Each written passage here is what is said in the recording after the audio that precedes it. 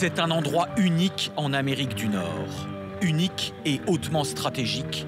Dans ce plateau désertique à près de 1500 mètres d'altitude, entre le Nevada et la Californie, voici la seule mine de terres rares de l'hémisphère occidental. Ce que je tiens dans mes mains ressemble à un tas de cailloux, mais ce sont en fait des minerais très spéciaux, avec des propriétés magnétiques uniques, indispensables à notre vie moderne. Ici sont extraits des minerais avec des noms étranges et pour la plupart inconnus du grand public. Scandium, yttrium ou encore praséodymium. Ces éléments sont ce qu'on appelle des terres rares. Les terres rares ne sont en fait pas particulièrement rares sur notre planète, mais c'est rare d'en trouver de grandes concentrations, un gisement exploitable de manière industrielle. Ici, une roche contient entre 15 et 17 éléments rares. Et ce qui est sûr, c'est qu'on manque d'approvisionnement en terres rares pour lutter contre le réchauffement climatique.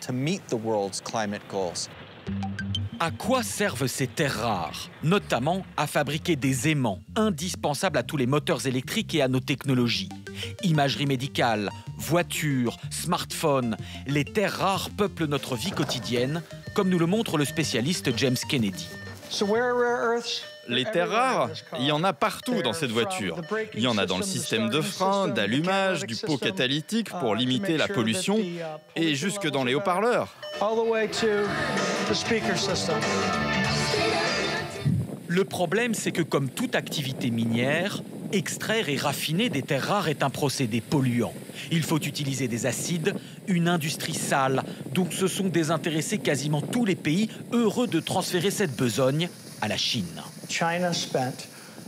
La Chine a consacré 40 ans à développer une géopolitique pour contrôler des minerais stratégiques.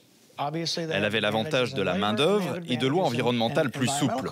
Les Chinois ont rendu ces matériaux bon marché, les ont fournis à toutes les entreprises technologiques du monde, sans que personne ne se méfie des conséquences. Je suis moi-même allé alerter le Congrès et le Pentagone il y a 12 ans, sans succès. Aujourd'hui, la Chine contrôle 90% de la production de terres rares dans le monde et les États-Unis s'en mordent les doigts. Même le dernier avion de combat de l'US Air Force est gorgé de technologies issues de terres rares.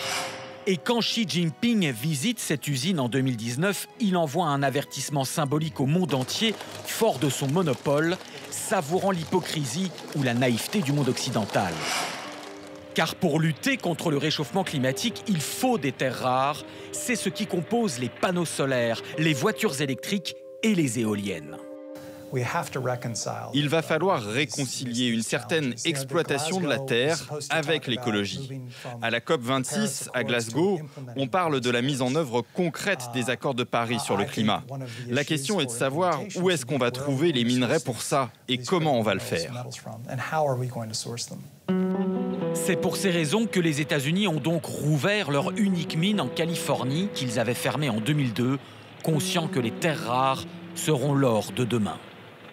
Dans les années et les décennies qui viennent, ce type de mine devrait se développer ici en Amérique du Nord, aux États-Unis et au Canada. Mais désormais, l'Europe veut rentrer dans la course. Il y a des gisements, notamment en Scandinavie, en Suède et en Finlande. Mais la France veut aussi désormais jouer ses propres cartes.